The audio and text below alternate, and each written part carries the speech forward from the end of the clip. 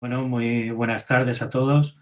En primer lugar, muchísimas gracias a la Sociedad Española de Patología Digestiva por la invitación para modelar esta tarde de casos endoscópicos, que seguro que va a ser interesantísima por los vídeos que nos van a mostrar tanto el doctor Sánchez Yagüe como desde el Hospital Virtual de Valdecilla, las técnicas que nos van a enseñar María Morís y Álvaro Terán, que son grandes especialistas todos en la endoscopia, y seguro que vamos a poder aprender mucho de técnicas que creo que son de endoscopia avanzada y que nos permiten ayudar a los pacientes con situaciones que a veces son bastante complejas de resolver, pero que mediante estas técnicas endoscópicas podremos solucionar en la mayoría de los casos. Bueno, vamos a empezar en primer lugar con el doctor Andrés Sánchez Yagüe, que creo que todos conocéis, del Hospital Costa del Sol, y el primer caso que nos va a presentar es una gastroenteroanastomosis con prótesis axio en un paciente de 79 años con un adenocarcinoma de páncreas en estadio 4 que debuta con una estenosis duodenal. Y bueno, como sabéis, la gastroenteroanastomosis es una técnica que está en los últimos años adquiriendo un gran auge, que creo que es bastante útil para solucionar estos pacientes. Y bueno, vamos a ver distintos aspectos de la técnica que nos va a mostrar Andrés y podremos luego discutir acerca de la técnica. Pues si quieres, Andrés, si estás preparado, nos enseñas A ver si desde el primer producción... caso. Perfecto. Vamos a ver. Hemos empezado. Mira, vamos, tú sabes de esta técnica más que yo. Entonces, nosotros en este caso, tú sabes, uno de los mayores problemas que hemos encontrado a la hora de hacer esta técnica es la parte de distilación de agua en intestino delgado. Sí. Nosotros, yo he probado de todo. Hemos intentado meter sonda nasogástrica, lo que pasa es que muchas veces pues, no conseguimos pasarla a duodeno, y en este caso lo que nos planteamos fue pasar directamente un endoscopio ultrafino. Este paciente habíamos intentado el día anterior pasar una sonda nasogástrica y no hubo manera.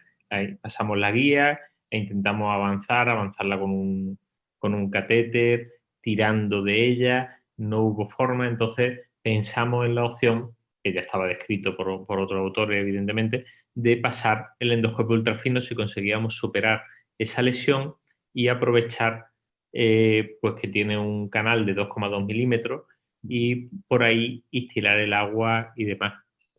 Entonces, bueno, pues esa fue la opción que decidimos. Yo creo que en el tiempo que llevo haciendo gastroenteroanastomosis he utilizado de todo. Sonda nasogástrica, intenté el balón de CPR, no he utilizado lo de los catéteres estos de colecisto, el drenaje El de nasobiliar, ¿te vesícula, el refieres? nasobiliar.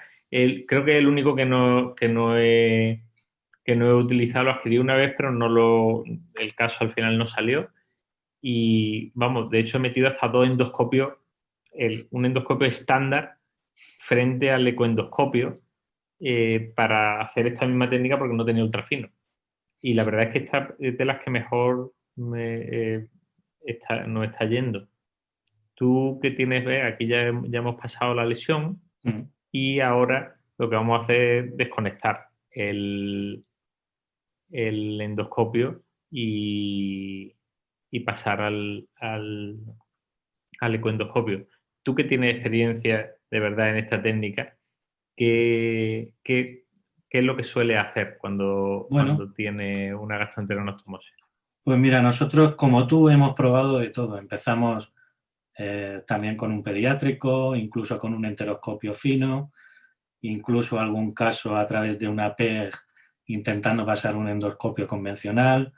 Hemos probado de todo. Lo que mejor los resultados nos está dando es precisamente el nasobiliar, porque es muy sencillo de avanzar a través de una guía con un endoscopio terapéutico, y una vez que lo tienes en el yeyuno o en el duodeno distal te permite instilar el volumen suficiente como para distender el asa. Lo que está claro es que el punto clave de esta técnica es conseguir tener un asa bien distendida, y si la consigues, el poner la axios es exactamente igual que bueno, no igual, pero es relativamente sencillo como poner una axios en cualquier otra estructura dilatada, ¿vale? Como una vesícula o una colección. El problema es cómo conseguir esa distensión del asa. Una buena opción es, como tú dices, con el endoscopio pediátrico, pero yo el problema que le veo es la necesidad de tener que avanzar los dos endoscopios en paralelo. Bueno, si no has podido avanzar otra cosa, es una opción. El problema de la sonda nasogástrica es que estos pacientes generalmente tienen siempre un estómago muy distendido ya de base y entonces es muy difícil avanzar una sonda nasogástrica porque se te acoda en el estómago. Es el problema que también le veo al doble balón este de Itoy, aunque yo ese no lo he probado porque no está disponible en España, solo está comercializado en Japón, pero sería el problema que le veo y por eso ellos utilizan un sobretubo de un enteroscopio. Y la ventaja que le vemos al nasobiliar es que una vez que te enfrentas a la estenosis con un gastroscopio terapéutico, avanzamos una guía y sobre esa guía, a través del canal, podemos avanzar un nasobiliar sin problema de 8,5 Fren y eso nos da el volumen suficiente, el calibre suficiente para hacer una buena distensión. Sí que es cierto que en algunos casos hemos tenido problemas de falta de distensión, de que el asa pues a lo mejor no se ha distendido todo lo que nos hubiera gustado. Pero bueno, ahora llevamos muchos casos ya hechos con el nasobiliar y es la técnica que utilizamos habitualmente, salvo excepciones. ¿Vosotros utilizáis rayos de forma o lo Utilizo hacéis solo rayos. bajo control No, utilizamos ecográfico? rayos para para avanzar la guía bastante bastante distal a Y1 y el control, o sea, utilizamos también rayos para avanzar el nasobiliar, que lo procuramos dejar muy lejos, porque a veces retirando el endoscopio, el gastroscopio terapéutico sí que se nos ha retirado, se nos ha salido en alguna ocasión el nasobiliar y hemos tenido que volver a empezar. Entonces procuramos avanzarlo lo más que podemos en Y1, incluso aunque luego tengamos que retirar porque está demasiado avanzado, ¿vale? Y realmente si te pasa la guía por la estenosis, que no es una estenosis total, pues lo que nos lleva de colocar la guía, el nasobiliar y empezar con el endoscopio son 5, 6, 7 minutos como máximo. El principal, lo que nos más atrasa la exploración es siempre pues el poder avanzar la guía por la estenosis en estenosis que son difíciles de avanzar con cualquier cosa. Si te avanzas fácilmente, la técnica es muy rápida. Estamos haciendo gastroyeyunostomías en 10-15 minutos. Pero con eso, porque no perdemos tiempo en intentar avanzar una sonda nasogástrica, que se acodan. Ya te digo, el avanzar el nasobiliar a través de un canal terapéutico es muy, muy sencillo, no te ofrece ninguna dificultad. Pues eso, ya te digo, tengo uno ahí, lo tengo que probar. La verdad es que ahora últimamente con el ultrafino no está yendo bien. Lo que pasa es que tiene una parte, y ahora lo veremos.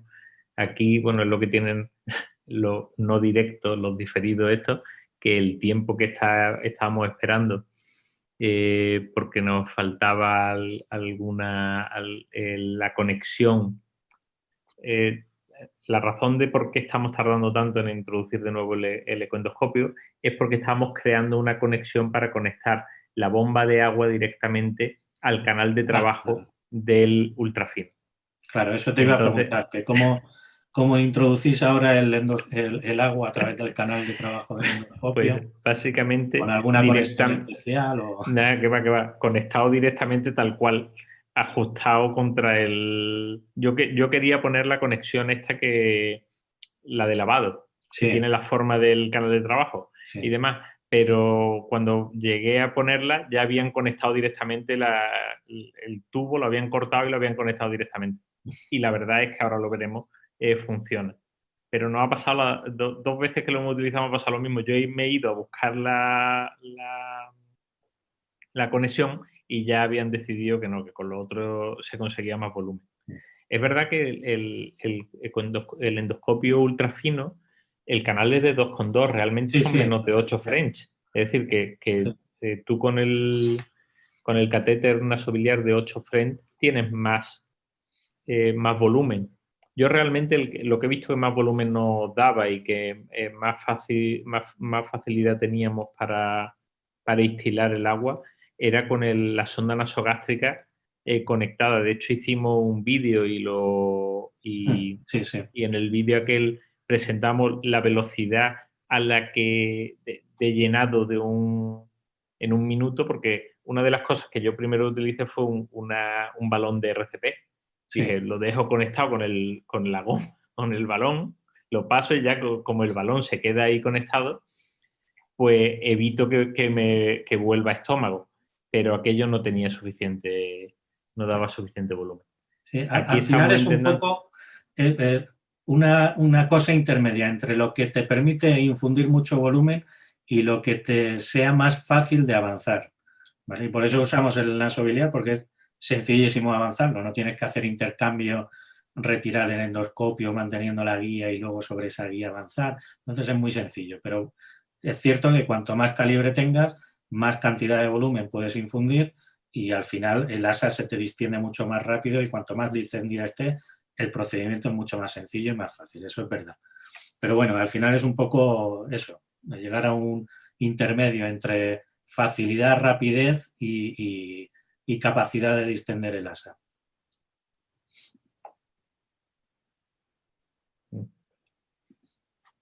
Pues sí, la verdad es que sí. Al final tienes que llegar a un compromiso, un equilibrio entre ambos. Aquí nos pasaba algo parecido a lo que hemos hablado antes con los dos endoscopios al mismo tiempo. Encontrar la posición, pues algunas veces es difícil.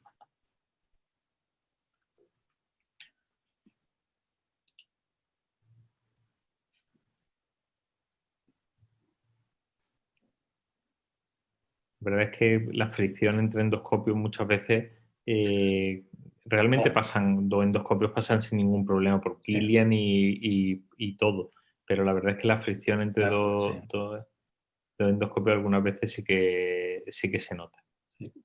Aquí ya activamos la conexión y buscamos. ¿Cómo ve? Ahí sí que vemos ecográficamente, vemos la imagen del segundo endoscopio. ¿Tú cómo decides a qué, dónde pinchar? ¿Cómo sabes dónde estás? Porque yo muchas veces siguiendo encuentras la punta del endoscopio o del y entonces sabes que está un poco por delante, pero algunas veces no lo vemos y algunas veces de hecho nos ha pasado que hemos debido pinchar bastante más abajo. No era colon evidentemente porque lo ves porque entra, pero dices, me parece que me he ido un poco más abajo de lo que yo creía. Bueno, el catéter, el nasobiliar, también se ve ecográficamente, entonces sabemos que es intestino delgado porque estamos viendo el catéter dentro, que no es colon, que es una de las posibles errores que se puede cometer al realizar la técnica.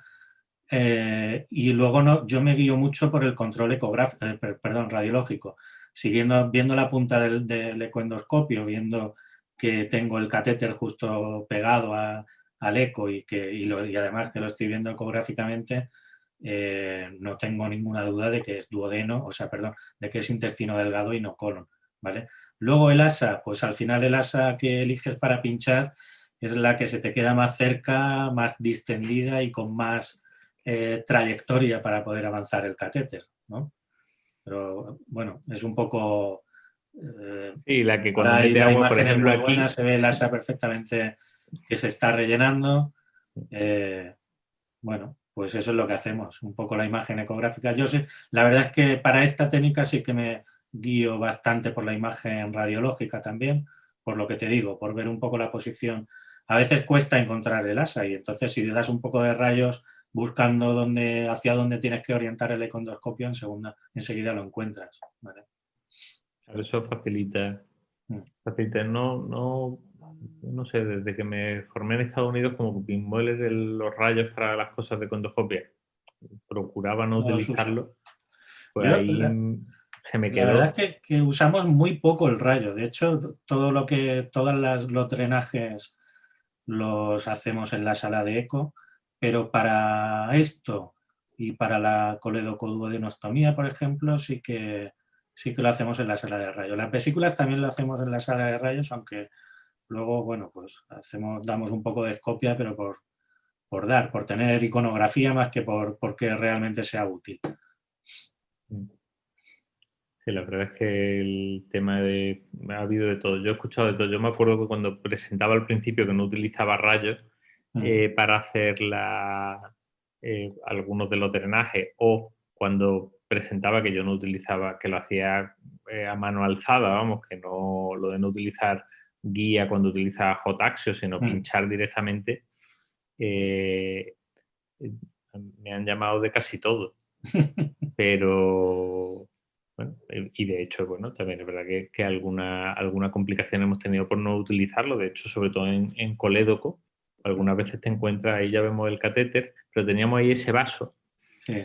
Estas cosas pasan, que se te meten los vasos ahí en medio y de hecho, fiarte de si el vaso es de verdad o es simplemente que tiene ahí un eco y realmente lo tiene un poco en el lado y no está en el delante, es una de las cosas que algunas veces a mí me resulta llamativo, ¿no? Cuando dice, este vaso, este eco o ese doble D es real, o si lo pincho ahí, como hicimos, bueno, pues ya la prótesis lo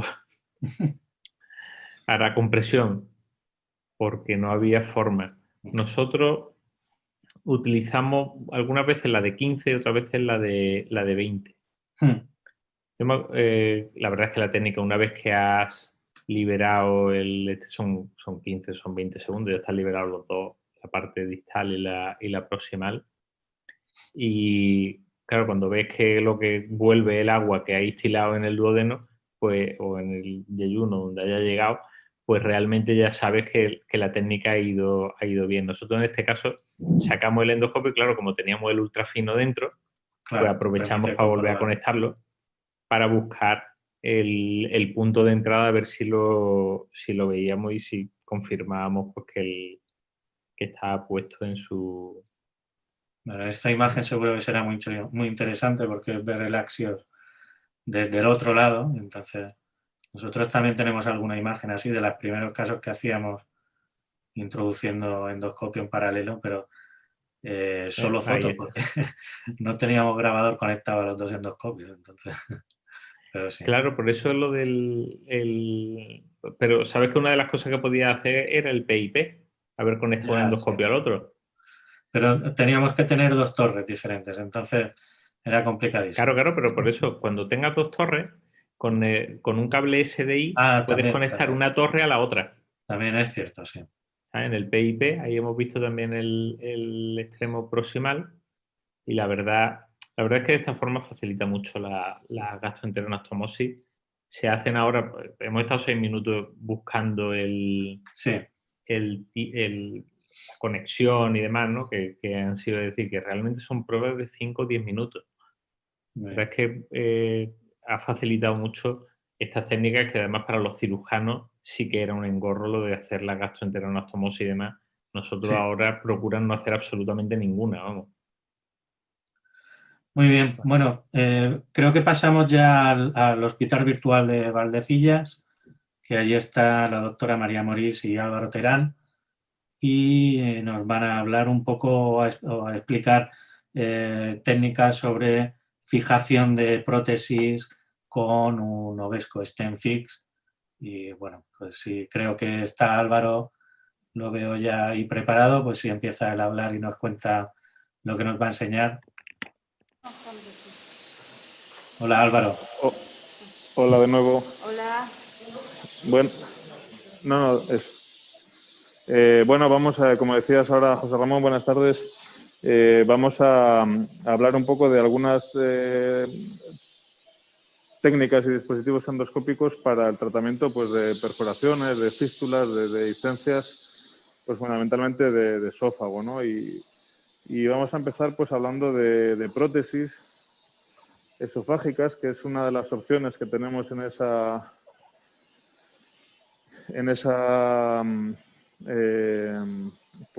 caja de herramientas, aunque no, bueno, a mí personalmente no me satisfacen demasiado, fundamentalmente por lo que vamos a hablar y podemos ir discutiendo también. Claro es que necesitamos una prótesis cubierta para, bueno, pues para tapar un orificio dentro de lo que lo puede tapar, pero para intentar que pase tanto, bueno, por la saliva, el contenido esófago gástrico y la comida, si es que damos de comer a nuestro paciente, y no salga por la fístula. Y el problema que tiene estas prótesis es la migración, ¿no? Entonces, bueno, lo primero de todo será colocar el stent, en este caso en el esófago. Este esófago es sano, como venimos diciendo en este modelo animal, y no le hemos hecho un orificio, vamos a colocarlo sin fístula. Vamos a prescindir de la imagen radiológica porque no es nuestro objetivo principal mostraros cómo se coloca una prótesis, y además vamos a hacerlo de esta manera también, aunque debería colocarse siempre desde mi punto de vista con control radiológico. Vamos a hacerlo con una prótesis TTS, una prótesis de esófago que pasa por el canal de trabajo del endoscopio. No hay muchos modelos en el mercado, y esta es una prótesis de Hanar-Stent, también de Izasa, de 10 centímetros de longitud y totalmente cubierta. ¿Qué calibre tiene el catéter, Álvaro?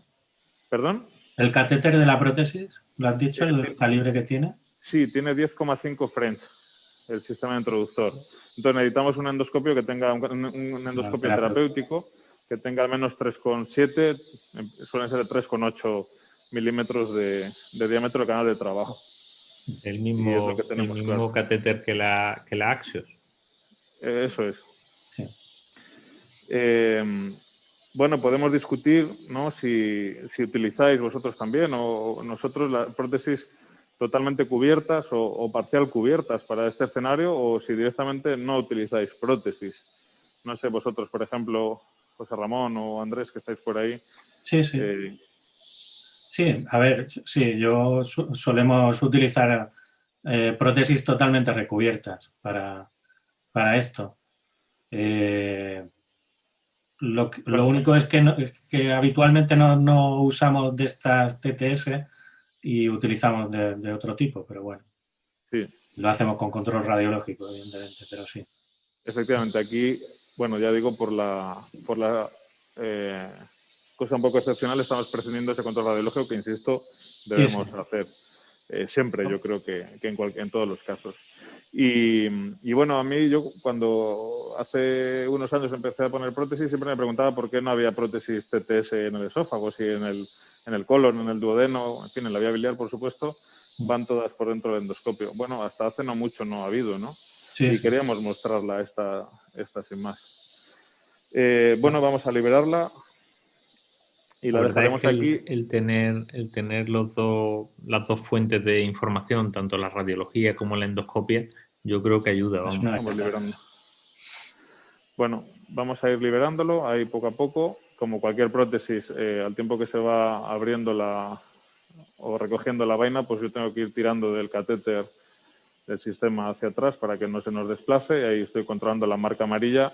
Bueno, aquí realmente la estoy poniendo un poco a mi antojo. No tengo ni una estenosis ni una dehiscencia, ¿vale? Yo supongo que a vosotros ha pasado de no tener rayo y tener que poner la prótesis Vamos liberando a ojo con un endoscopio en paralelo. Sí, sí. Es decir, que al final esto te da una opción de no tener el endoscopio en paralelo, que algunas veces complica más aún de esta forma. Tenemos una opción sin necesidad de... Claro, a mí me parece una opción más que interesante este modelo de dispositivo, ¿no? Bueno, aquí la tenemos liberada, es totalmente cubierta, ahí veis el lazo de arriba para poder retirarla después. Y luego esa es otra pregunta, ¿no? Si utilizar prótesis totalmente cubiertas o parcialmente cubiertas. En una ocasión, en uno de sus cursos, escuché, o al menos en aquel momento, por eso también a veces va un poco por tendencias o por modas, ¿no? Escuché a Jacques de Vier decir que ellos ponían sistemáticamente parcial cubiertas con la intención de que este borde proximal quedase atrapado y englobado por esa hiperplasia de la mucosa, de tal forma que iba a pegarse de esa manera completamente a la circunferencia, a la pared, a la mucosa del esófago, y iba a sellar, con eso iba a sellar mejor la pared. Claro, eso obliga a hacer luego una retirada casi siempre con stent in stent y duplicando el precio al menos si funciona, duplicando el precio de la prótesis, ¿no? Sí. Nosotros cuando utilizamos totalmente cubiertas también. Vale, y antes de no tener el stent fix, ¿qué usabais para fijarla? Buena pregunta. 2 Ave María y un Padre Nuestro. Porque... En principio nada, yo he colocado, voy a decir muchos, algunos clips normales que uno se queda muy satisfecho, pero probablemente no aporta nada, ¿no? Te van a caer en un par de días o 3 y si es que has cogido bien la mucosa con eso. Y bueno, tenemos este dispositivo. Mañana también en otra de las sesiones veremos una fijación de prótesis también con sistema de sutura endoscópica. Y hay estas opciones que, bueno, tenemos que considerar para prevenir esa migración. Voy a ir retirando el endoscopio y vamos a ir montando el sistema de StentFix para prevenir esa migración que, bueno, según las series, pues hay gente que le va muy bien y puede ser solo un 10%, pero incluso está publicado hasta el 30%. Si una de cada 3 prótesis se migra, pues es un problema de coste y de ineficacia, ¿no? No sé si podéis Sobre todo de coste. enfocar un poquitín aquí. Básicamente el sistema es el mismo que un clip Vesco normal y corriente, pero no tiene una ciencia. Cualquiera que sepa ligar unas bandas sabe colocar este dispositivo. Yo voy a aprovechar para preguntaros una cosa. ¿Sabéis que esa parte, la parte de esa amarilla, se puede poner con o sin tapón? ¿Qué lo ponéis, con tapón o sin tapón? A mí me gusta con tapón. La pregunta del millón. No, es que muchas veces cuando Cada quito uno el hace una tapón, cosa. cuando quito el tapón y pongo todas las enfermeras, ¿pero qué? ¿Por qué le quita el tapón? Digo, porque lleva una parte plástica que lo sella, tiene una zona de silicona ahí justo que realmente sella el canal. Pero... Y cuando no lo quitas te preguntan, anda, y no le quitas el tapón. ¿Y el tapón por qué no?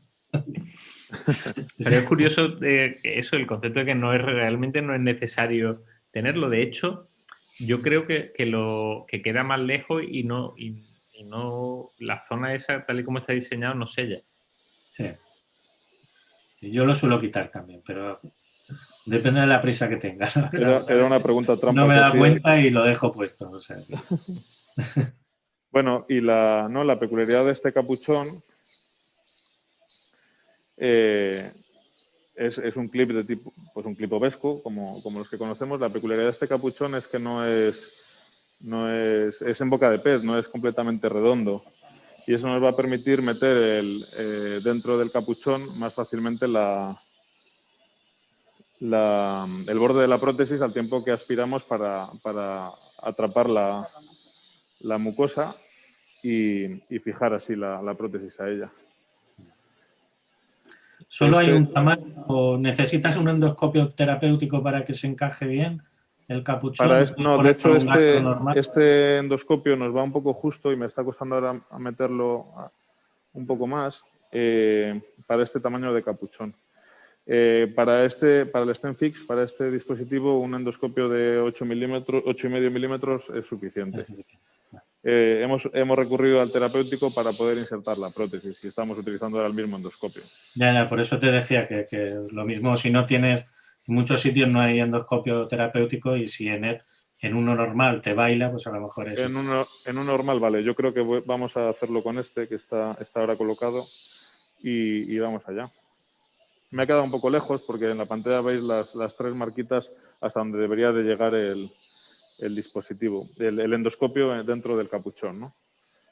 Sí, si podemos poner la imagen de endoscopio ahora. Eso.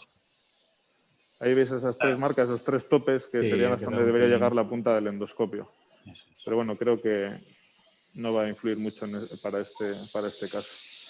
Bueno, voy a dar un poco más de brillo. Tenemos un poquito de oscuridad con esto y ahora debería de conseguir ponerme aquí, meter ahora aspirando tanto mucosa como la prótesis. Y una vez que consiga hacer ambas cosas, pues liberar la rueda para liberar el ovesco como cualquier ovesco. Yo creo que ahí lo puedo tener y vamos a liberarlo. Girar la rueda como habitualmente.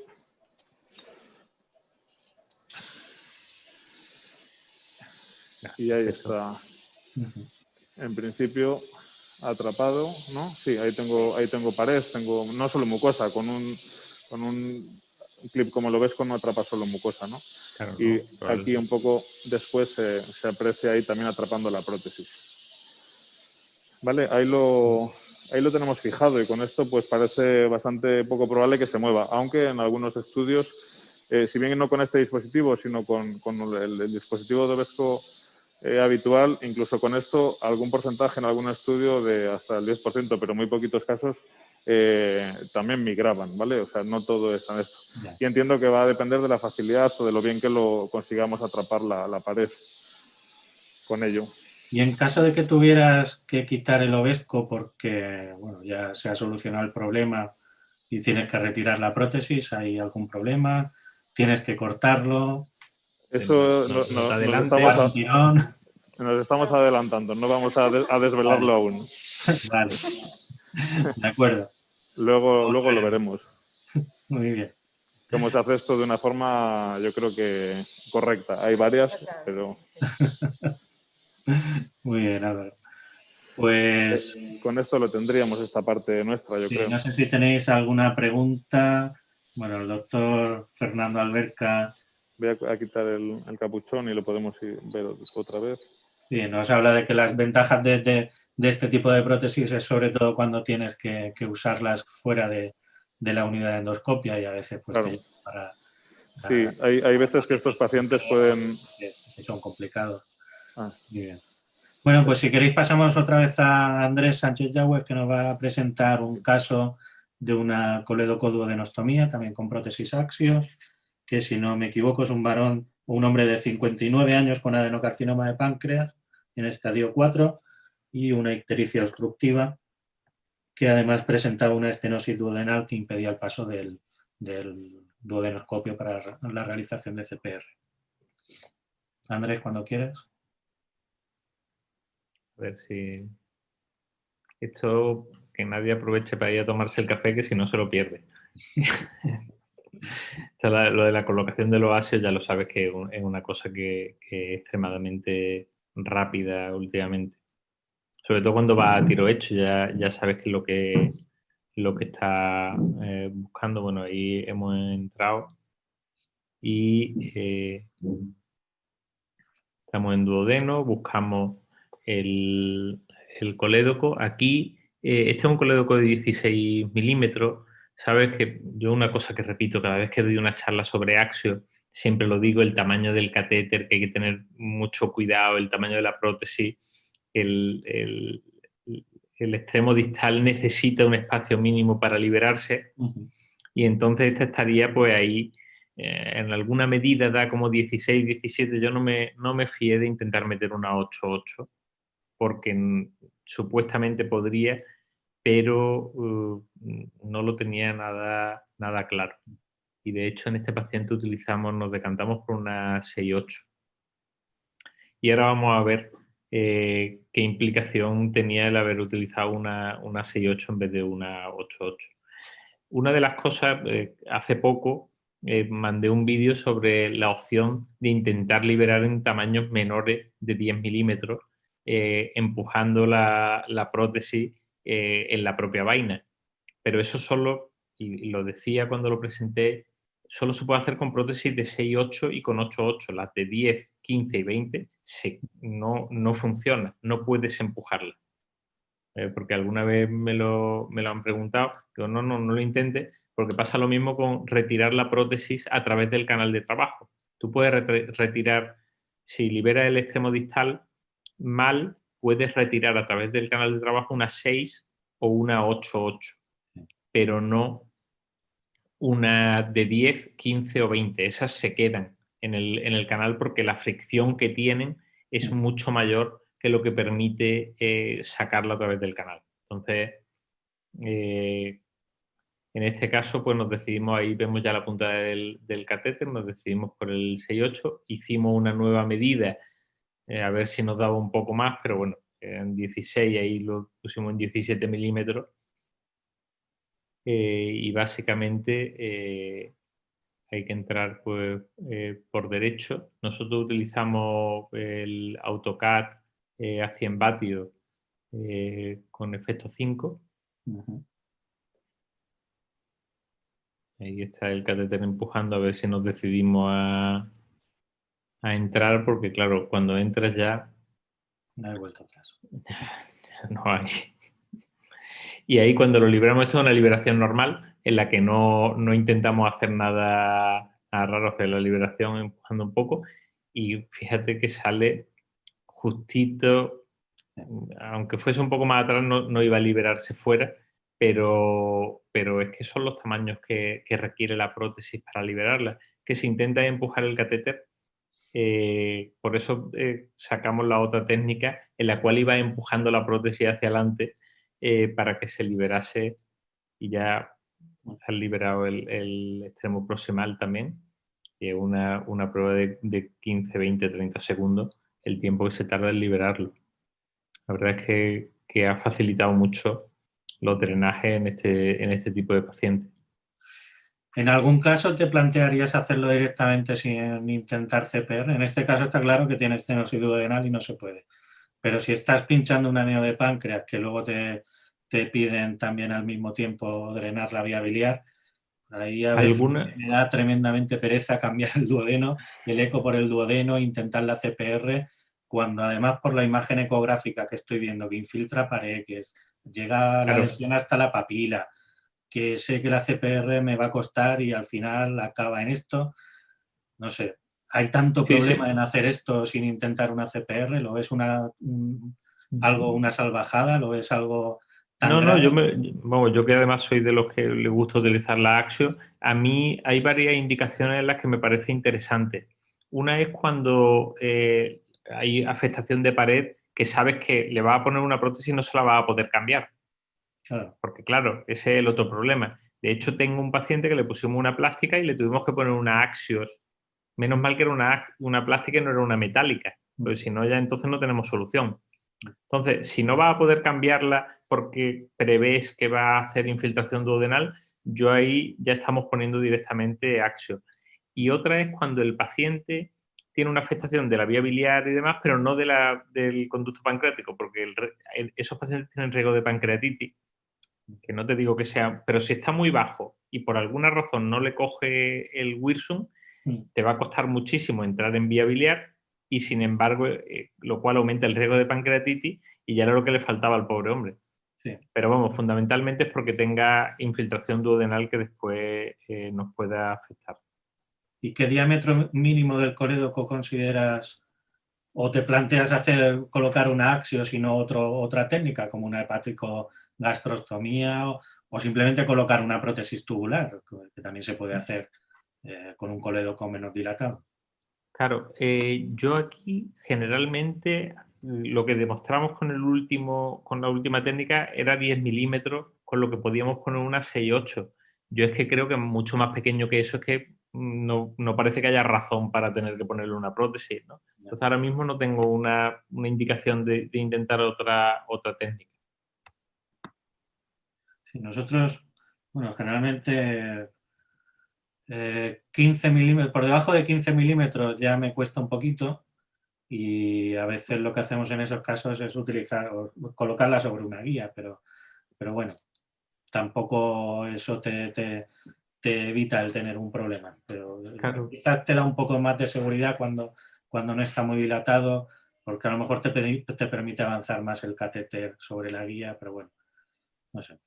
La verdad es que para empezar, o sea, si alguien que esté empezando con esto y que, bueno, ya ha puesto axios y ha drenado vesículas, y dice, bueno, el siguiente paso voy a intentar drenar un colédoco. ¿Tú qué aconsejarías? ¿Con 15 milímetros ya lánzate? Yo con menos de 16 milímetros, a alguien que no lo ha hecho nunca, no se lo aconsejo, porque ya lo has visto que la liberación llegábamos a medir 16, 17 y se libera justa. Entonces, menos de eso tiene que tener en cuenta que se le puede quedar muy justo. Y además el problema es que si empujas la otra pared y se te van las dos paredes.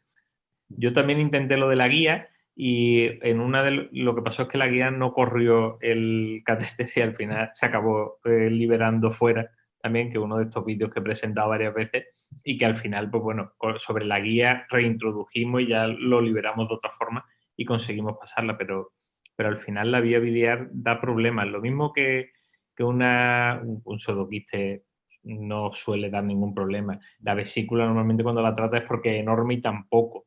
La vía biliar hay que tenerle un poco más de respeto. Lo mismo que, ya no te digo una gastroenteroanastomosis. Muy bien, Andrés, pues creo que ya está Álvaro preparado para enseñarnos la siguiente parte desde Valdecillas. A ver cómo quita. Álvaro. Hola. Hola. Bueno, vamos a intentar responder a la pregunta que nos lanzabas antes.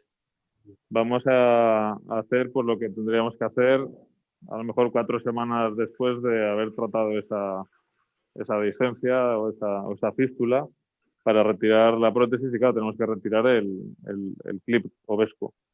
Entonces, hay un kit que se llama Remove y una de las cosas que tiene es un capuchón que es este que hemos montado aquí ya, que es un capuchón muy blandito pues para intentar proteger de esa chispa. Ahora veréis con qué vamos a intentar quitar el ovesco y proteger de la mucosa del esófago y además en la retirada del ovesco pues que no vayamos a dañar la mucosa de esas piezas del clip. Y voy a ir introduciéndolo. Además viene con una pegatinita Sí. para poner en la zona de la lente, que la habíamos puesto hace un momento, pero nos restaba un poco de visibilidad, entonces hemos decidido quitarla por si salta alguna chispa. Y luego este es el catéter, no sé si podemos enfocarlo. Es un catéter de 2,6 milímetros de diámetro y se conecta a un generador propio. Este generador es un generador bipolar que creo que no vais a poder ver por dónde está situado. Y lo vais a ver ahora, hace un pitido cuando la punta, que es una pinza de 3 patas, cuando la punta conecta con el metal de la propia prótesis, hace un pitido y ahí es cuando aprietas el pedal para soltar la energía.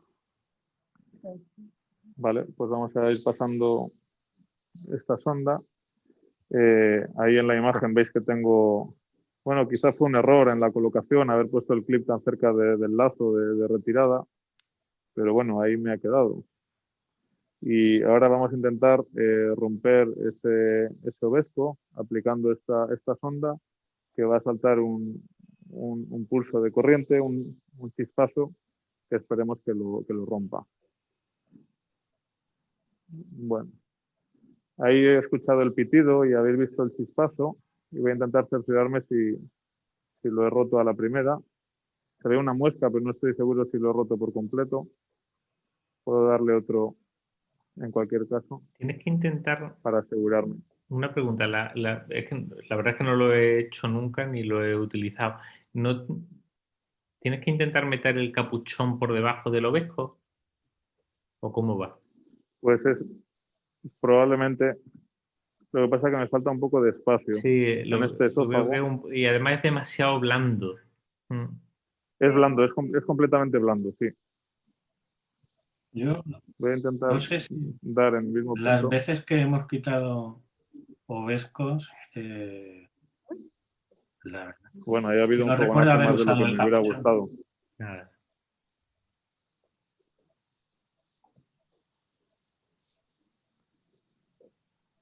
Y otra pregunta, Álvaro. ¿Por dónde cortas? ¿Por dónde se te queda bien? En teoría estaba intentando, pero el hilo también me está restando un poco más de espacio. Me lo voy a apartar si puedo, no puedo, en los bordes que sobresale.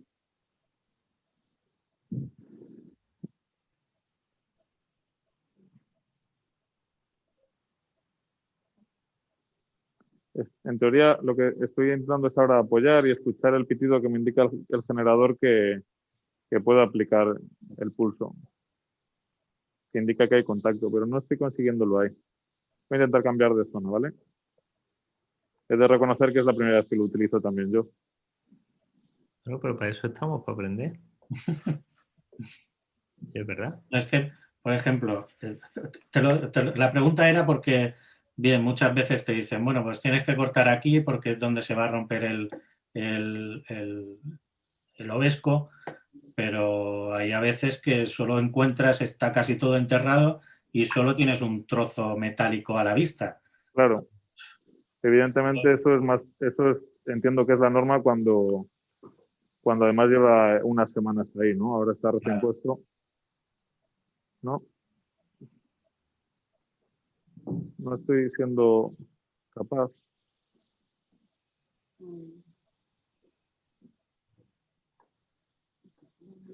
Porque no sé si ha roto y el capuchón me está estorbando. De hecho, estoy por quitar el capuchón. No, ahora parece... Ahora da la parece que sí que sensación- se ha roto, ¿eh? Sí, da la sensación de que sí que hubiese... Sí, ahora habrá que irse al otro lado para terminar de... Voy a intentar ir al otro lado. Porque la idea es romper por dos lados para que Eso es. lo que es el cepo, digamos, se pueda separar en dos piezas, Eso es. vamos, soltarlo de la mucosa. Ahí, ha saltado, yo creo. Sí. Ah, mira, perfecto. Oh, qué bien. Sí. Oye, pues va mucho Sí, más... en el momento que lo único, a veces lo que hemos notado Ahora. también es que, bueno, eso de dar Ahí, un espacio de que se rompa no es así. sí, antes hemos hecho Hay que dar una varios. prueba rápida mientras estabais con el vídeo de Andrés en el otro que colocamos en el estómago y es verdad que ya estaba roto y yo no era capaz de percibirlo. O sea, es bastante sutil. Ahí lo veis que está roto en dos mitades, ¿no? Que es lo que estaba diciendo José Ramón. Y bueno, ahora con una pinza de cuerpo extraño pues lo sacaríamos. También ayudas con el capuchón para que no dañemos. Abre. Cierra. Sí, cierra. A ver si coger las dos más. Las sacaremos de una en una. Abre. Cierra. Y sale en principio eso, en dos mitades, ¿no? Claro, en el estudio, digamos, que tiene 74 casos, casi todos estos estudios son alemanes, pues es tecnología alemana, ¿no?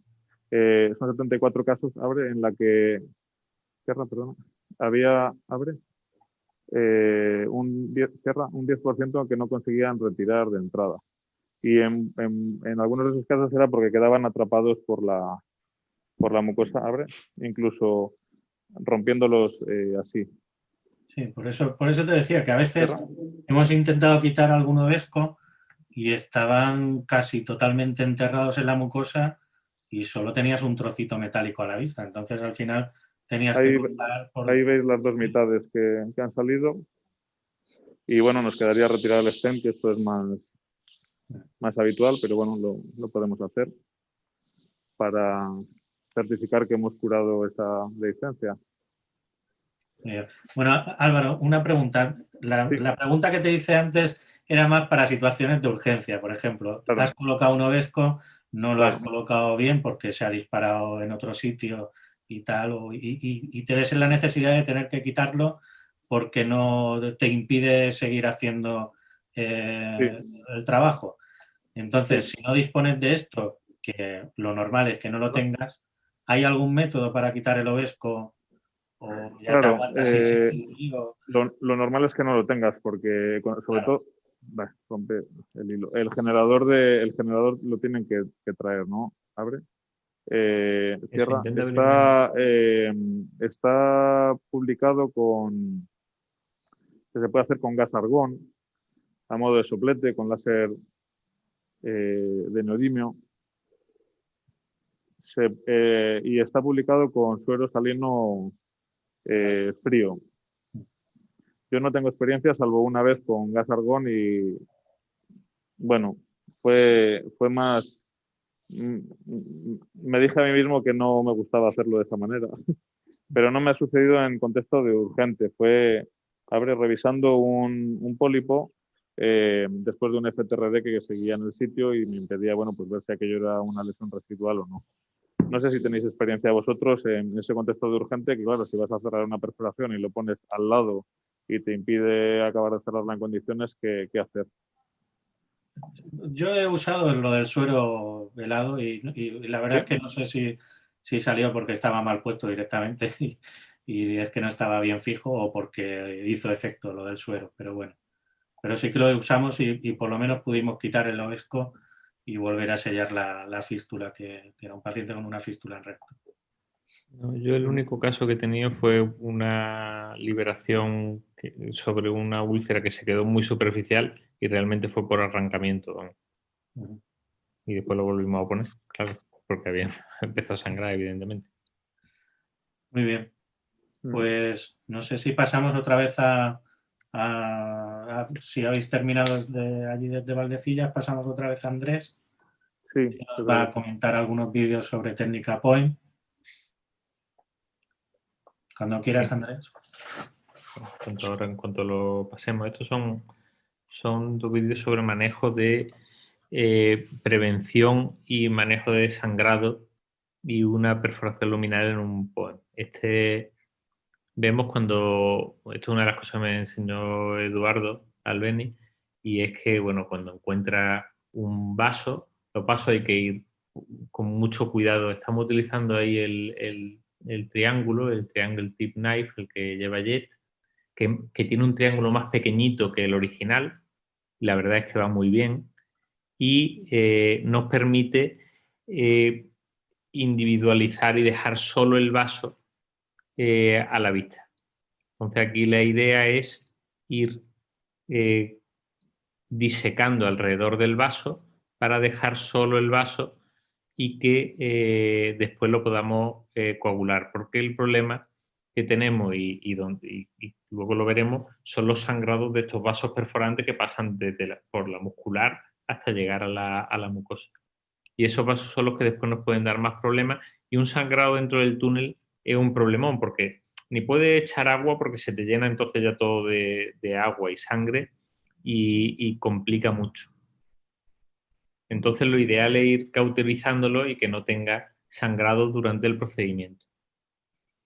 Nosotros en este caso, pues lo que hacemos es individualizar el vaso, disecarlo alrededor y después utilizar una pinza de coagulación, Coagrasper, que es con la que lo cauterizamos. De hecho, ahora las pinzas de coagulación van a entrar dentro de las recomendaciones de las guías de hemostasia de la ESGE como una opción junto a una segunda técnica para hemostasia. Aquí vemos pues lo que buscamos es el mejor ángulo para coger la pinza esta rotatoria, pero muchas veces es más fácil con el endoscopio situarte bien, engancharlo y cauterizarlo. Y una vez que le has cauterizado el vaso, pues lo que tienes que hacer, ya puedes cortar por medio sin ningún problema. Ahora la verdad es que tengo ganas de hacer algún POEM con la nueva X1 para ver si con el sistema este RDI se ve bien los sangrados y el flujo de sangre a través de esa zona, porque alguna vez cauterizas, pero si el vaso es muy gordo, pues todavía te queda algo de sangre por medio, y cuando lo cortas te encuentras con que empieza a sangrar.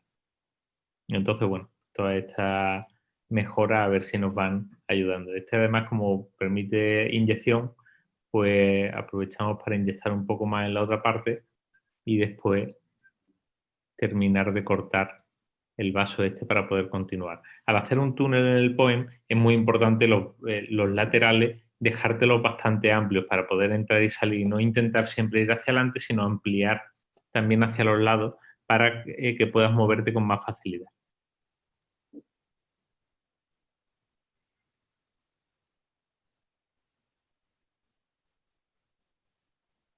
Bueno, y esto era básicamente Y después, pues bueno, continúas con la tunelización y nosotros utilizamos spray, que es con la que está descrita la técnica, y la verdad es que está muy bien porque casi no tienes que tocar. Y este es otro caso de tratamiento de un sangrado, en vez de una prevención, es un tratamiento. Aquí, mira, esta es la parte del cardias. La verdad es que se ve que el músculo es mucho más gordo y ahí estamos cortando, y en un momento dado, pues aquí cometemos un fallo básicamente. Ahí cometemos 2 fallos, de hecho. Uno es que eso empieza a sangrar y ahora lo veréis, empieza a sangrar en jet, básicamente. La segunda parte es que esa zona, que está muy estrecha y demás, es mucosa luminal, es decir, es mucosa. Uno de los grandes problemas, una de las cosas que no debe hacer cuando hace un POEM, que es pinchar la parte luminal, porque eso es mucosa. Esto pasa como cuando haces una disección y te das cuenta de que estás atravesando la lesión. Pues esto es 3/4 de lo mismo. Ahí vemos el vaso, que también lo vamos a tratar con el CoaGrasper, pero aquí el problema está en que debido a la forma, pues cuando estábamos cortando nos hemos ido un poco hacia la derecha y hemos pillado la parte de mucosa. Bueno, pues cuando tienes un problema de esto lo que tienes que hacer es solucionarlo.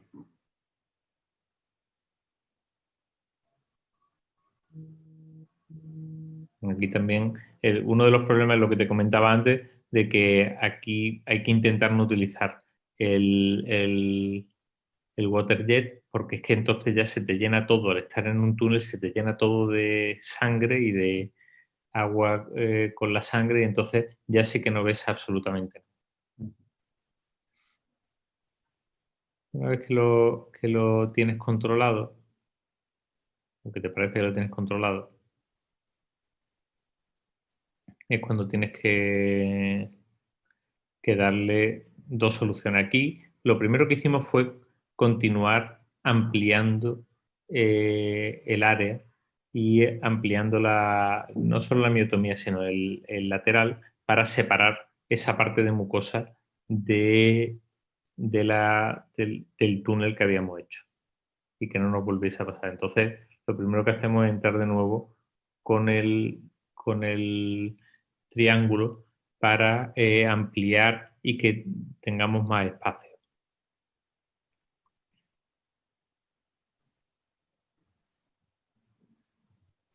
Algunas veces, de hecho, los mayores problemas que se ven con el POEM son los sangrados durante el procedimiento en algún vaso que sale de muscular, o posterior al procedimiento, que eso sí que es un problema, que llega a romper incluso la sutura, bueno, la sutura o la línea de clips que se hace, porque son vasos que están justo en el músculo, y claro, tratarlo algunas veces es complicado. Esto es lo que comentaba antes, que muchas veces cuando presentas una técnica, pues te vas a la parte que quieres presentar. A lo mejor presentas un poema y toda esta parte, pues bueno, te la saltas porque te ha salido tan bonito, pero los vídeos editados lo que tienen eso, tienes que decidir cuál es el objetivo del vídeo, qué es lo que quieres presentar. Aquí, una vez que ampliamos un poco, pues salimos todo el túnel y nos vamos a la zona a ver qué estropicio hemos hecho por fuera. Realmente cuando tienes un problema de este tipo, pues lo que tienes que hacer es solucionarlo. En este caso pusimos un par de clips y no nos dio más problemas, ¿no? Los clips no se cayeron, entonces conservó la estanqueidad del túnel.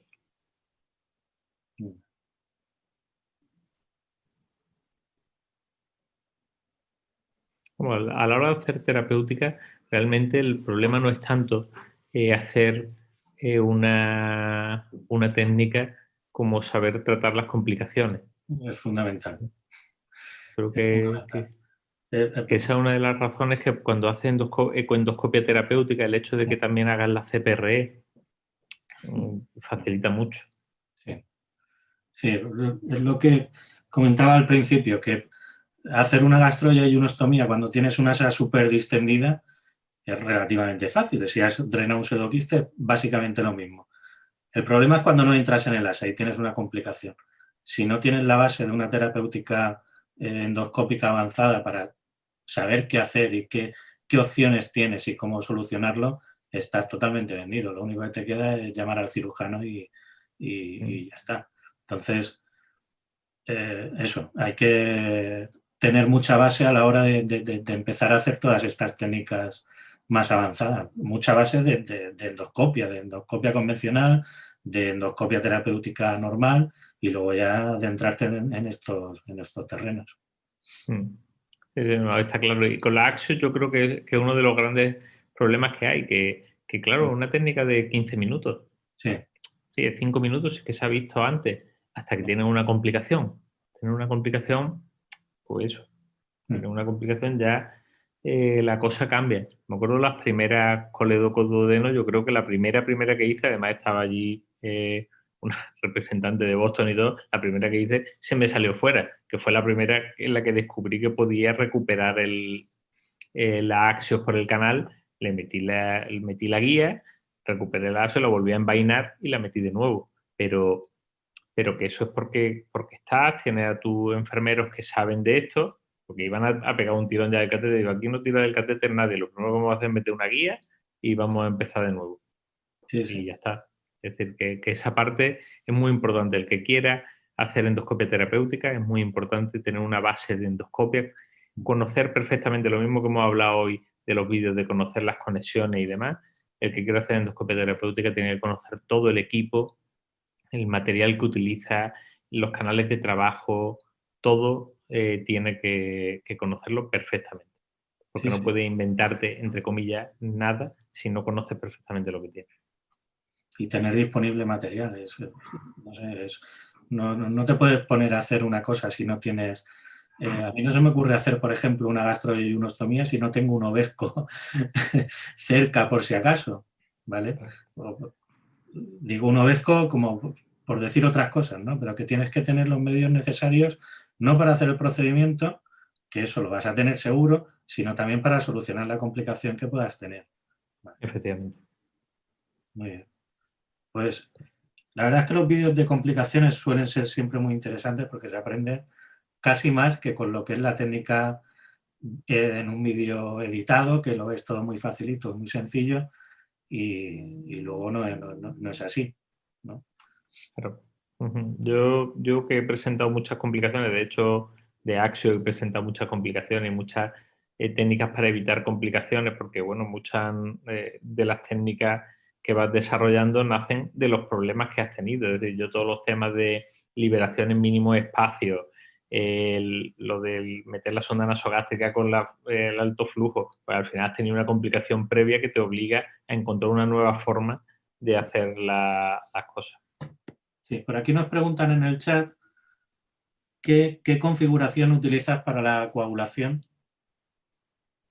Pues mira, normalmente para la coagulación, la forzada, utilizo la misma en el colon y en esófago y demás.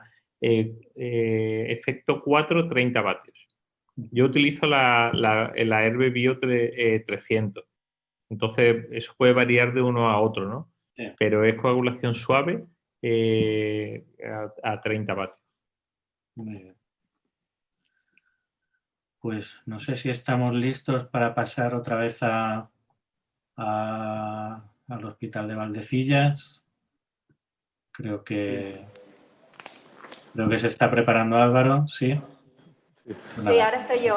Ahora está María aquí. Perdón, María. Ahora dirige María. Perdón. Bueno, lo último que queremos enseñar un poquito es el tratamiento, ¿no? Ya hemos mostrado un poco cómo tratar las fístulas con lo típico que sería el stent metálico.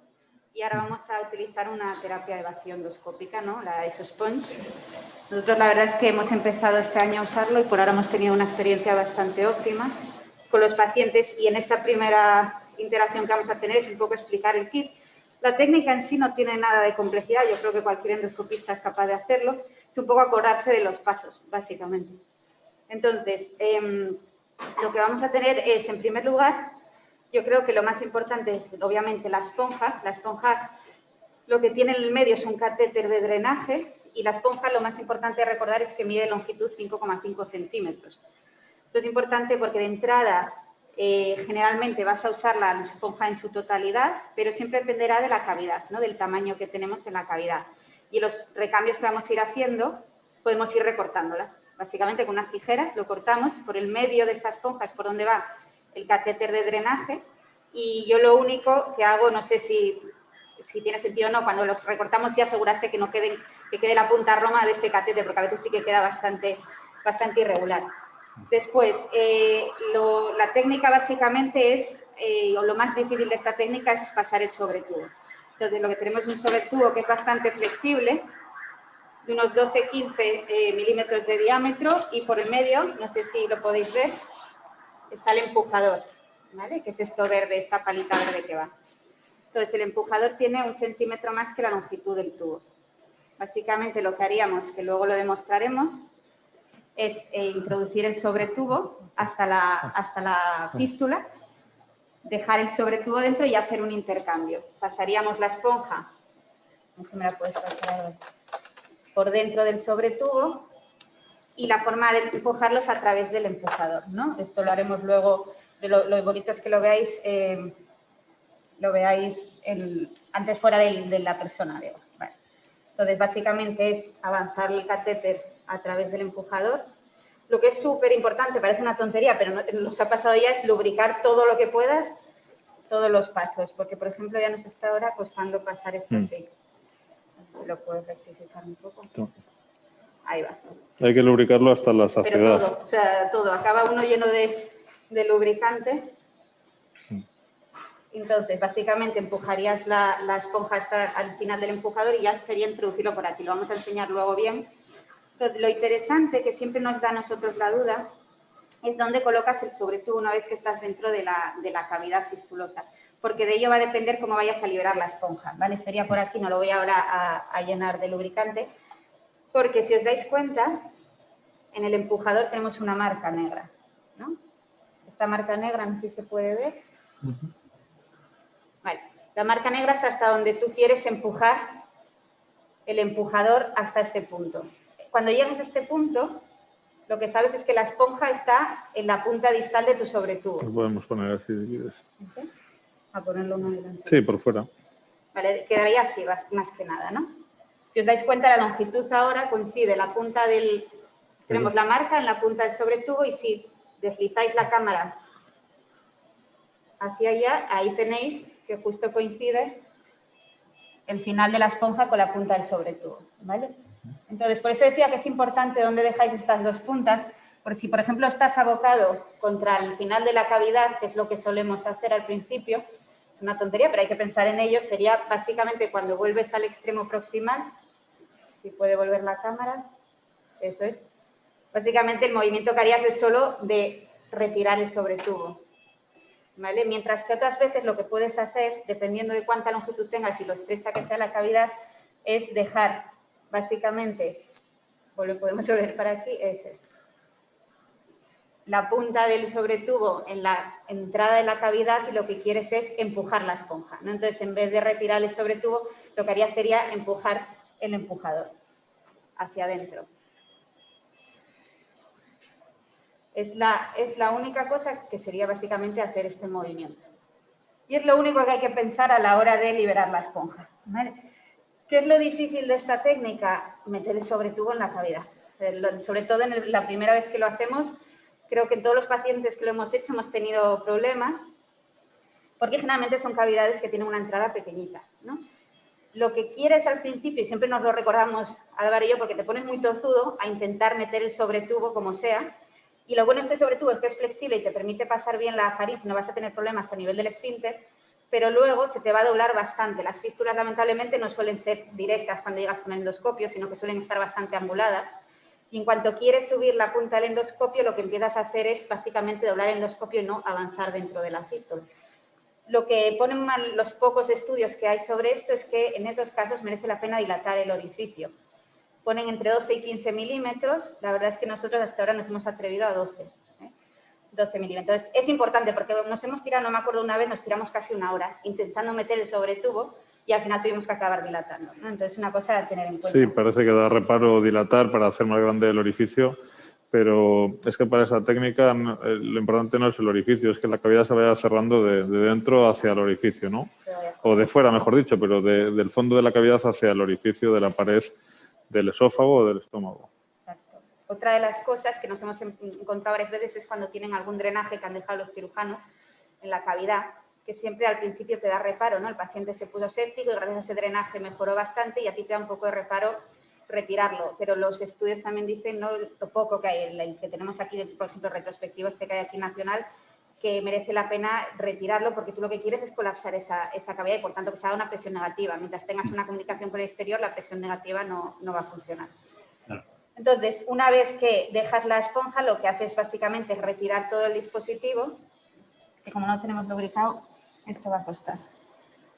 ¿Vale? Y quedaría la esponja dentro. Y como siempre, esto te va a salir por el orificio de la boca del paciente y es ya un intercambio como cualquier sonda nasogástrica que harías. Este catéter se conecta a una bomba de vacío que es propia de la compañía, que es una bomba de vacío constante que está entre 125 y 123 milímetros de mercurio, pero que se activa sola. En el momento en que tú la enciendes ya empieza a hacer el vacío y la verdad es que es muy sencilla, eso es muy sencillo de manejar. Los recambios... si tú lees el prospecto, digamos, dicen entre 2 o 3 días. Realmente lo que está descrito es hasta 5 días y básicamente la razón de hacer los recambios es que la esponja acaba obstruyéndose del material que hay adentro de la cavidad.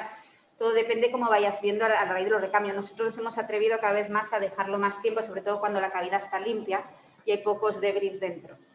Y a la hora de retirarlo entre recambio y recambio se recomiendan lavaros con suero, tanto intracatéter como extra con un lavador y con la pinza ratón. Y la verdad es que solo en un caso tuvimos un poco de problemas a la hora de retirarlo que se resolvió con una tracción que hizo el doctor Terán aquí un poco intensa. Pero por lo demás se suele salir bastante bien con las pinzas de ratón. No sé si tenéis alguna pregunta de esto, si habéis puesto vosotros, ya tenéis experiencia en vuestros centros con el esosponge. En esófago no, hemos puesto en recto y bueno, en recto es lo que tú dices, que si el orificio de entrada es pequeño, no puedes meter el sobretubo y no puedes entrar. O sea que al final lo que tienes que hacer, da igual, tienes que dilatar y de lo que se trata es de poder acceder a la cavidad para que se vaya cerrando, como habéis dicho, desde dentro, desde lo más profundo de la cavidad, hacia afuera. No pasa nada por dilatar Realmente, sí. Lo estoy haciendo un destrozo, pero bueno, es un destrozo necesario para poder cerrar esa cavidad. Y en esófago pues pasa exactamente lo mismo. Nosotros hemos tenido que tener resistencia, porque claro, ellos querían cerrar el agujero y de repente les escribimos en el informe que no solo no les hemos cerrado el agujero, sino que se lo hemos dilatado a 12. Lo has hecho más grande. Entonces hemos tenido un poco de problemas iniciales que luego se resolvió muy bien porque fue bien paciente, pero bueno, cuesta un poco de entrada, ¿entendés? Cuesta así, cuando la primera vez que lo ves dices, bueno, es que no me cabe. Bien, no te cabe, pues dilata y mételo, pero sí, eso cuesta de coger ese concepto. Sí. Sí. ¿Tenéis alguna experiencia que no sea con esosponge en esófago, con sondas de aspiración, simplemente una sonda nasogástrica conectada a la cavidad, con algún dispositivo que evite que la sonda se colapse, que hay también algún estudio publicado con eso? Una sonda nasogástrica con algún dispositivo. Sí, bueno, una sonda nasogástrica recubierta de algún tipo de material que evita que se colapse. No, nunca, yo al menos... Hace vacío igual que una esponja. No, de hecho nos planteamos comenzarlo pues con un dispositivo estandarizado, digamos, y bien reglado para comenzar a hacer una cosa que es nueva, que cambia un poco el paradigma de lo que estábamos haciendo hasta ahora en el centro, que es también de acuerdo con los cirujanos y optamos directamente por comenzar con ese sponge.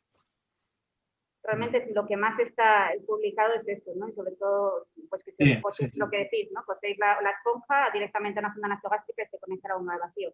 Es lo que más hay. Que nosotros, como hemos empezado, yo creo que este año a tratar estas fístulas de forma endoscópica, eso, hemos empezado con lo que ya estaba el kit estandarizado.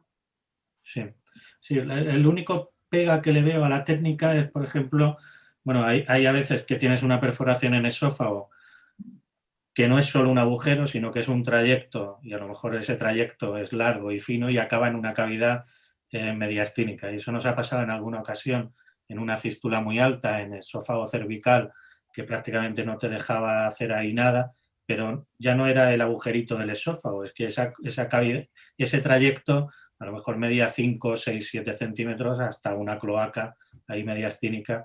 Claro, entonces ahí dilatar todo ese trayecto para meter la esponja ya es mucho más complicado. No es Sí. solo dilatar lo que es el agujero. Claro, Y no es ese solo es la un caso entrada. donde este tipo de técnicas, utilizando no esponja, sino una sonda de cualquier tipo, pero recubierta con algo que no te haga... No recuerdo el material que utilizaban, eran como una especie de malla de poliuretano, una malla de cualquier otra cosa. Hay, creo que un caso publicado en Endoscopy de esta misma semana o de la anterior, que lo que hacían era usar dos sondas, una de calibre muy finito por dentro, que es la que lleva el vacío, y por fuera una sonda de mayor calibre. Lo único que hace la sonda interna es aspirar, y la sonda por fuera lo que te evita es que se colapse, digamos, y que te cierre el vacío, ¿no? Y entonces, a lo mejor en esos casos que tienes un trayecto largo y luego la cavidad, pues a lo mejor podría tener alguna utilidad en lugar de esto. Una cosa, es que no sé el tiempo que tenemos. Yo creo que debería empezar ya Sí, perdón. con el procedimiento.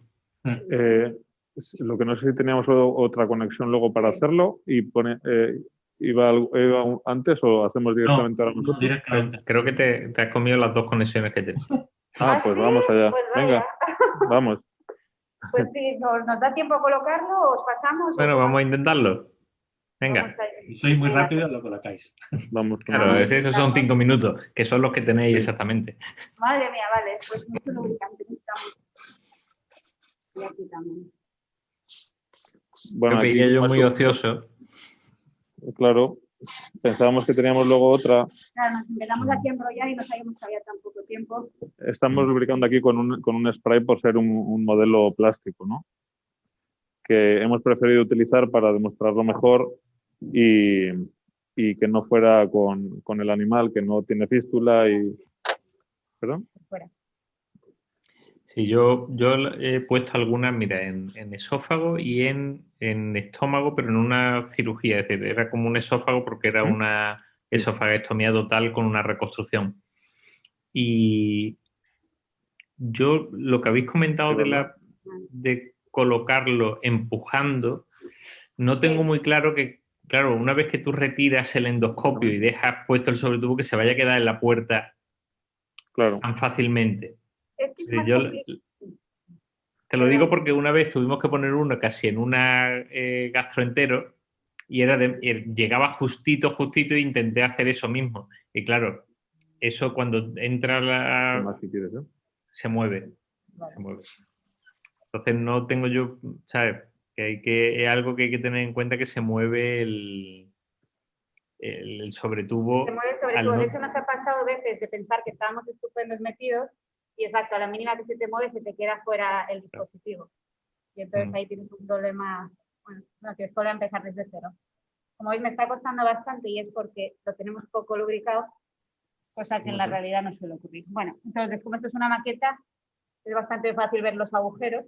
Básicamente lo que harías en la realidad es localizar la fístula y lo primero que habríamos hecho, ahora no teníamos tiempo, es empezar sin el sobretubo. Lo que quieres medir es la distancia hacia la pared contralateral, que aquí tenemos una cámara, y hasta la boca de la anastomosis, ¿no? Entonces, según eso, veremos si tenemos que recortar o no la esponja. Entonces, ya que vamos a ir rápido, lo que haríamos ahora sería avanzar el sobretubo y esta es la parte que más nos suele costar.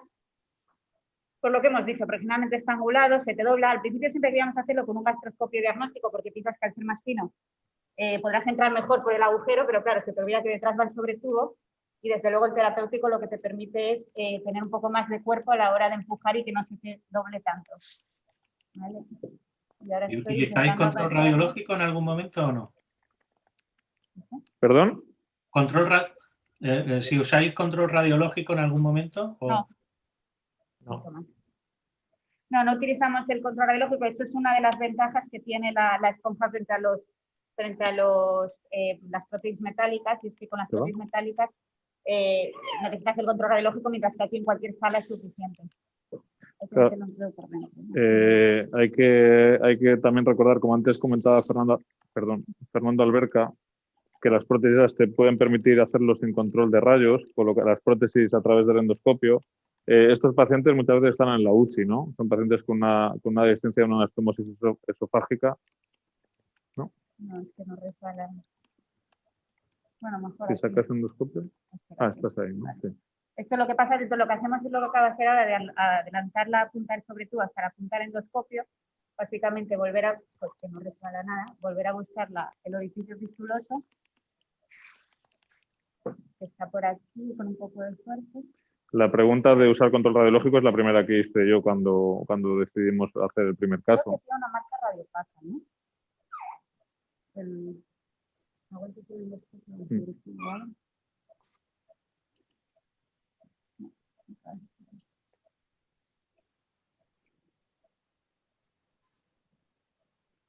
Tenemos un Creo que problema la primera de que lo- rozamiento con el plástico del modelo No, y con la punta del endoscopio dirigirlo. no hay forma de mover el Sí, problema que tenemos al final hay que utilizar el endoscopio de guía. es que no hay. Sí, eso estábamos intentando. No, el problema es que no resbala el sobretubo sobre Echamos más. el endoscopio. Vamos a echar más lubricante. Aquí el sobretubo. Bueno, es cierto que No. en la vida real, No, no, no. A por ver, la decirlo de vida alguna real, forma, funciona bastante más fácil.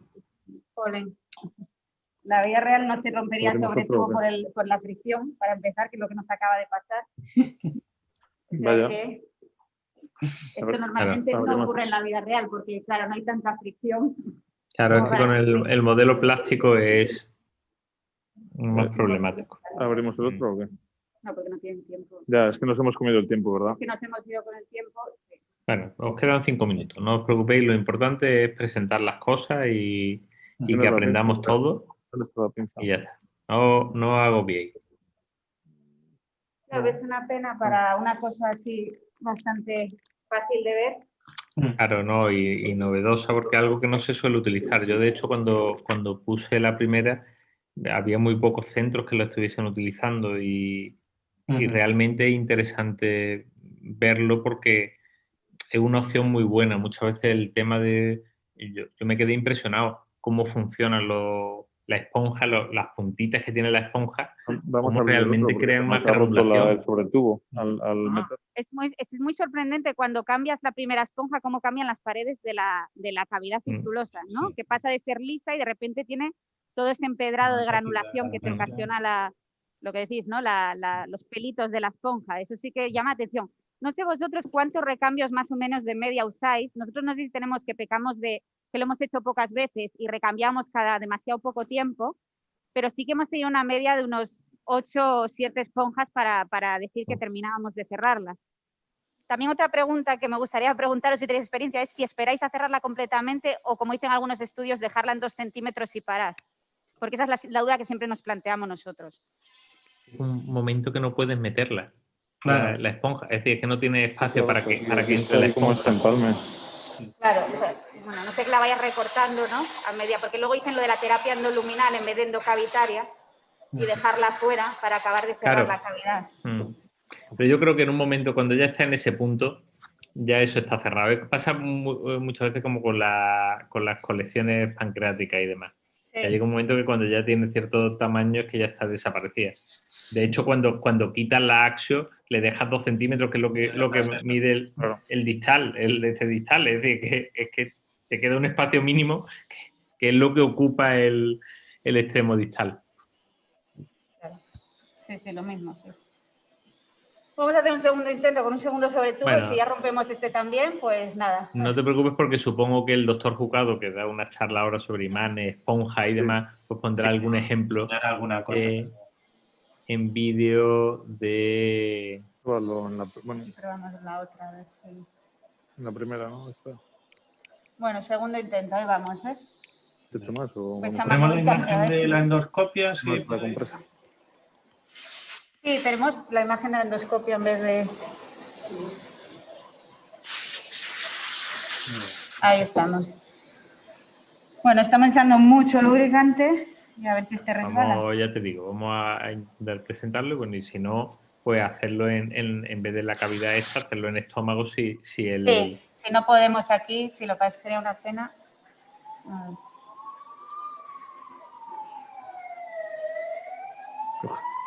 Ahora. Ahora, sí. Ahora sí había entrado, me he avanzado yo.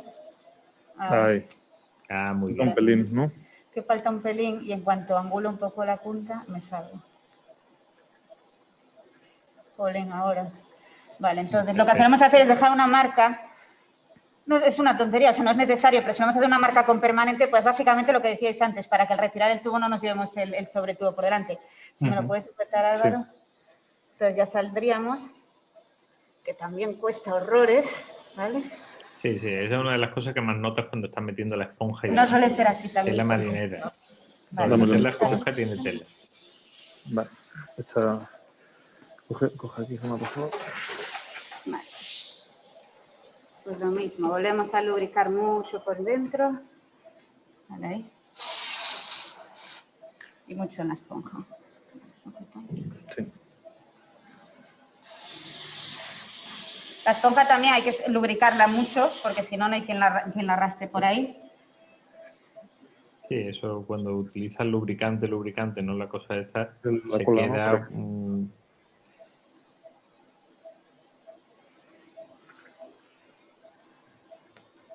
Tirar ahí, por fin.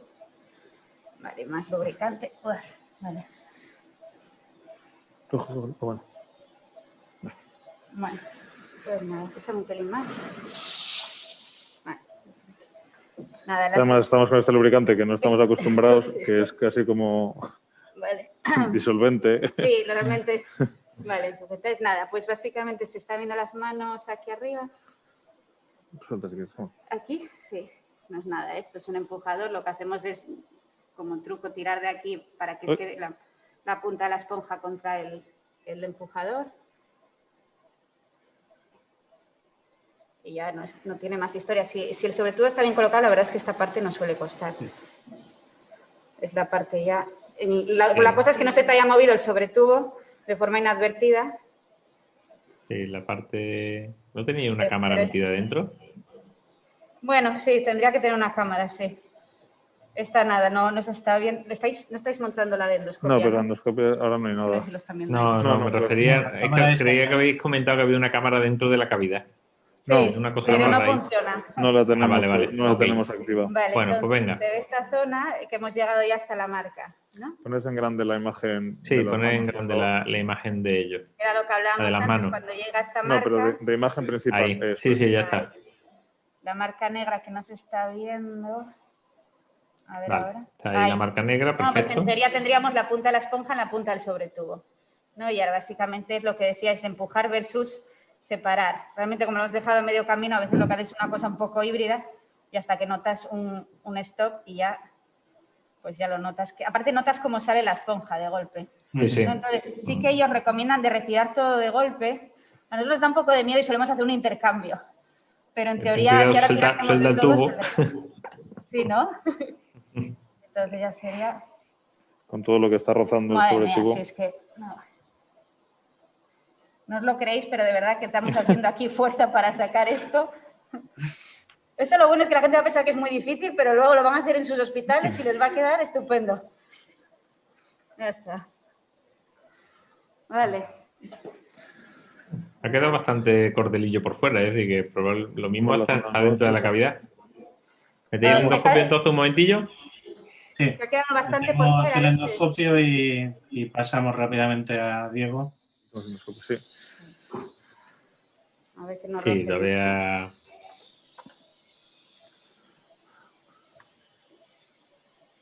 Ah, mira. ¿Esto? Ha quedado un pelín, sí. Yo la empujo. No sé si merece la pena. Hombre, vamos a ver. No hemos medido, no hemos... De hecho, yo creo que ha quedado perfecta, vamos. Sí. Creo que ha quedado habría muy firmado bien. Por ponerla así, la última. Yo creo que la cavidad era un poco más pequeña que 5 centímetros. Sí. Y eso es lo que ha pasado. Bueno, pues bueno, esto ha sido la... Pues muy bien, la gente ha visto que en 5 minutos se puede poner una esponja. Eso sí, mira, muchas gracias, el lado positivo. Muy bien, pues nada, muchísimas gracias a María y a Álvaro y por supuesto a Andrés por los vídeos que nos habéis enseñado y las técnicas que nos habéis enseñado. Y nos hemos consumido el tiempo, así que pasamos directamente a la siguiente sesión.